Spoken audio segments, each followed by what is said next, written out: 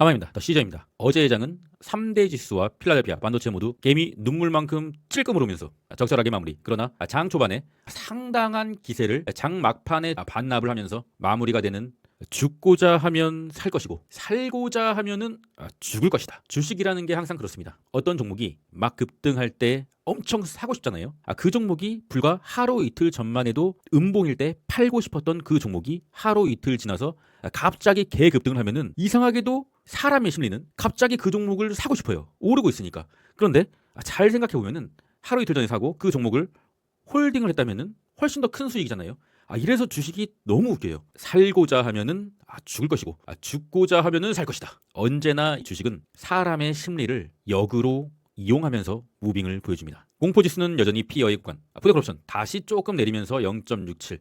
아직은 강세장을 유지하는 것 같습니다. 최근 금요일하고 어제 월요일에 미국 주식이 올랐던 이유는 바로 CES 2025 컨퍼런스죠. 기업들이 출시 예정인 제품을 선보이는 행사 라스베가스에서는 상상도 할 수 없는 일이 계속적으로 일어나고 있고요. 이 기대감 때문에 금요일과 어제 이틀간 반도체 종목들을 필두로 상당한 상승이 일어난 것이고요.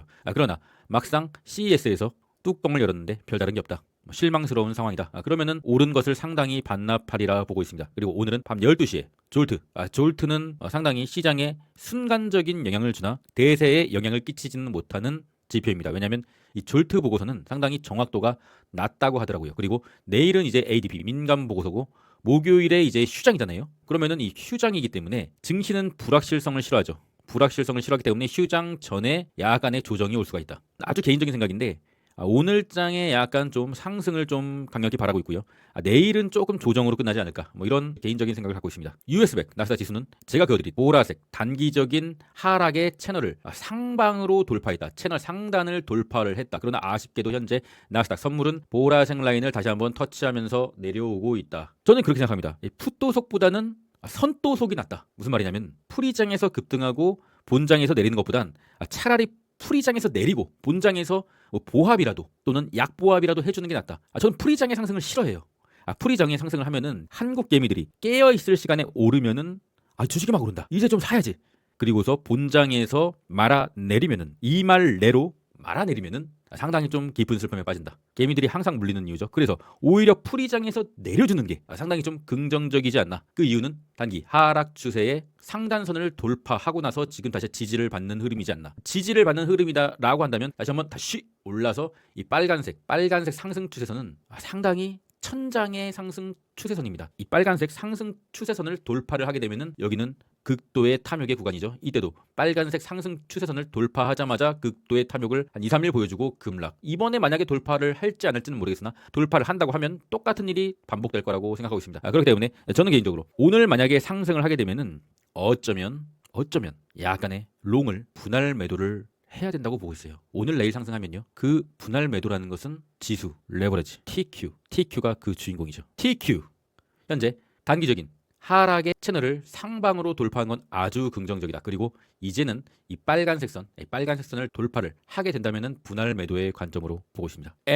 엔비디아가 헤드앤숄더를 본다고 했는데 헤드앤숄더를 폐기하는 시점은 이 검정색 선을 만약에 돌파했을 때 헤드앤숄더의 관점을 폐기한다. 무려 갭상승으로 볼린저 밴드 상단 위에 떠있는 볼린저 밴드 둥둥으로 갭상승으로 돌파를 했기 때문에 엔비디아의 헤드앤숄더의 관점은 폐기한다. 엔비디아는 이제 다시 한번 볼린저 밴드 안으로 들어오는 흐름을 보여줘야겠죠. 그런데 일봉이 시작하게 되면 이 볼린저 밴드 상단의 파란색 선은 자동적으로 올라가게 된다. 그대로 똑같이 횡보만 해줘도 볼린저 밴드가 올라와서 캔들을 받치는 형태가 된다. 그럼 다시 라스트 댄스를 한번 보여줄 때가 되지 않나. 엔비디아가 댄스를 한번 보여줘야 속스 X 반도체 삼각수렴 기나긴 무려 4개월 이상의 하락 횡보를 시원하게 돌파해주는 상방의 캔들이 발생했다. 그러나 그것은 볼린저 밴드 상단이다. 이제는 약간의 횡보 뒤에 피날레로 한번 가져야 되지 않겠냐. 계속적으로 말씀드렸습니다. 속스를 더 시저는 홀딩을 한다. 더 시저도 솔직히 무서워서 강하게 추매는 못했어요. 강하게 추매를 했으면 상당히 좋았겠지만 무서우니까 저도 강하게 추매는 못했습니다. 하지만 홀딩을 했다. 그리고 단기적으로 완벽한 양전에 성공을 하였다. 제 평단도 사실상 그게 낮진 않아요. 제 속스의 평단도 겨우 양전을 한 29달러 정도입니다. 29달러요. 이 하단을 보라색 하단을 이탈하지 않았기 때문에 끝난 차트라고 한다면 보라색 선 하단을 이탈해야 되는데 이탈하지 않았기 때문에 계속적으로 홀딩을 했고 다시 한번 쏙3 미미하지만 상승을 했다. 반도체는 단기적으로 추가적인 상승이 나올 수 있는 가능성이 있으므로 계속적으로 홀딩해보고 있습니다. 테슬라는 그래도 빨간색 21년에 최고점 라인 410달러 라인 지켜주면서 마무리. 힘이 많이 떨어진 것처럼 보이지만 계속적으로 좋을 순 없잖아요. 홀딩, 숏의 보조지표. 쏙스 S가 볼린저 밴드 밖으로 완전히 나갔다. 더 나가야지. SQQQ는 약간 애매한 구간. 키움전사의 순매수는 테슬라 1위, 쏙스 S. 감사합니다. 그리고 특이한 점은 MSTG, MSTR 2배, MSTU나 MSTX 그 종목들의 2배 숏입니다.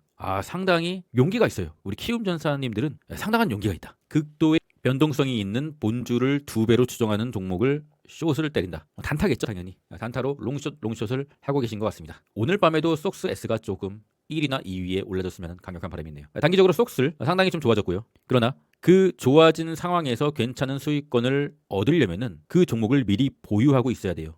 상황이 터지고 나서 들어가면은 항상 늦어요. 상황이 터지기 전에 고통을 견뎌내고 상승을 맞아야죠. 상승하자마자 들어가면 가장 좋은 타이밍이긴 하지만 그것을 맞출 수 있는 능력은 지구상에 아무도 없잖아요. 그렇기 때문에 주식은 항상 약간의 고통의 기간을 견디고 버티면서 차트의 하방, 지지선 그리고 추세를 깨는지 깨지 않는지 확인하면서 버티면서 홀딩하면서 그렇게 가야 된다. 코인의 공모지수 어느덧 78, 80이 넘어간다면 약간의 분할 매도 관점으로 보고 있고요. USDT, 테더 현재 볼린저 밴드를 하단을 완전히 찢으면서 내려가주는 흐름을 좀 바라고 있으나 오늘은 조금 상승하는 흐름. 그러나 다시 오른다고 하더라도 이제는 방향은 또다시 하락으로 전개될 거라 보고 있습니다. 차트가 꺾였어요. 테더의 차트는 꺾였다. 비트코인 도미넌스, 비트코인의 도미넌스는 다시 한번 올라주는 모습. 비트코인 도미넌스가 좀 내려줘야 되는데 그래야 알트코인으로의 돈의 낙수 효과가 벌어지면서 알트코인들 그리고 이더리움이 오를 텐데 비트코인이 계속적으로 끈적끈적하게 도미넌스가 내려가지 않는다. 비트코인의 현재는 상승기죠. 어제 상승했으니까 상승기의 도미넌스의 상승 그러면 알트코인의 하락. 횡보 또는 하락을 해줘야 알트코인이 오를 수가 있는 거죠. 비트코인의 일봉. 저번 영상에서 말씀드렸죠. 비트코인이 현재 모든 자산군 중에서 가장 안정적인 흐름을 보이고 있다. 현재 안정적인 흐름을 보이면서 다시 100K를 넘겨주는 모습. 아주 비트코인 좋아요. 비트코인 물론 가지고 있으니까 레버러지로 가고 있죠. 이더리움의 도미넌스. 이더리움의 도미넌스가 또 내리네요. 그래도 하단 빨간색 지지선을 지켜주고 있다. 이더리움 현재 약간의 일목균형표를 돌파를 하려는 시도를 좀 하고 있다. 연두색 일목균형표를 좀 돌파를 해줘야 되고 지난 상승에도 상승 채널 파란색 상단 하단의 상승 채널에서 왔다리 갔다리 하면서 이렇게 파도를 치면서 오르듯 이번에도 파란색 상승 추세선 그리고 파란색 하단선 이 채널에서 왔다리 갔다리 이렇게 파도를 치면서 오르지 않겠느냐. 그렇게 생각하고 있습니다. 그렇다고 하면 캔들이 파란색 하단선을 이탈하냐 이탈하지 않느냐 그것이 굉장히 중요한 체크포인트가 되겠고요. 계속적으로 옆으로 기간 횡보를 하고 이렇게 다시 한번 오르고 옆으로 기간 횡보를 하고 이렇게 오르고 이게 가장 최상의 시나리오입니다. 그러니까 너무 이더리움이 가지 않는다고 해서 너무 절망할 필요는 없다. 그리고 가지 않았습니까? 이제 다 수익권이잖아요. 저 같은 경우는 개인적으로 저번 주 초인가요?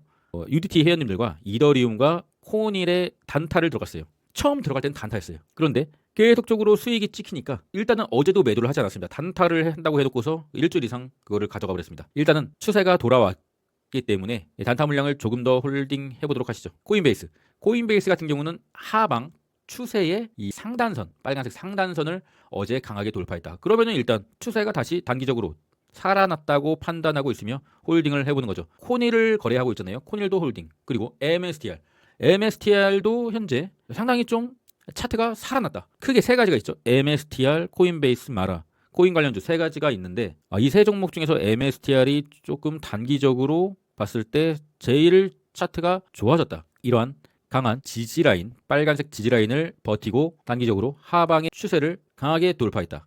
그렇다고 하면 약간 지지부진해도 볼린저밴드 상단은 맞지 않겠느냐.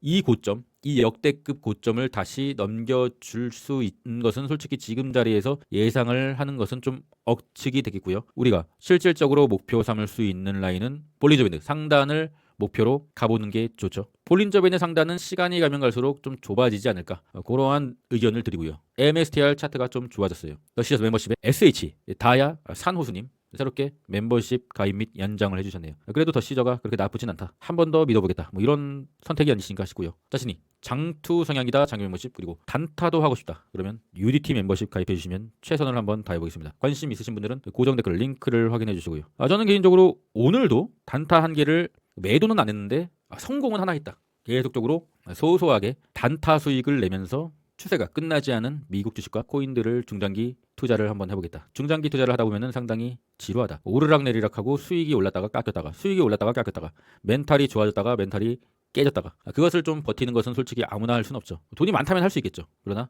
돈이 많지 않기 때문에 그렇기 때문에 이 단타로 소소한 수익을 동시에 거두면서 멘탈에 보정을 한다. 그러면은 중장기 투자를 좀 더 여유롭게 할 수가 있다. 그래서 제가 중장기 투자랑 단타를 같이 하는 거예요. 모든 잎이 꽃이 되는 가을은 두 번째 봅니다. 알베르 카미 두 번째 추세가 돌아오고 있습니다. 그럼 추세를 관찰하러 오늘도 끝까지 했습니다. 이상입니다.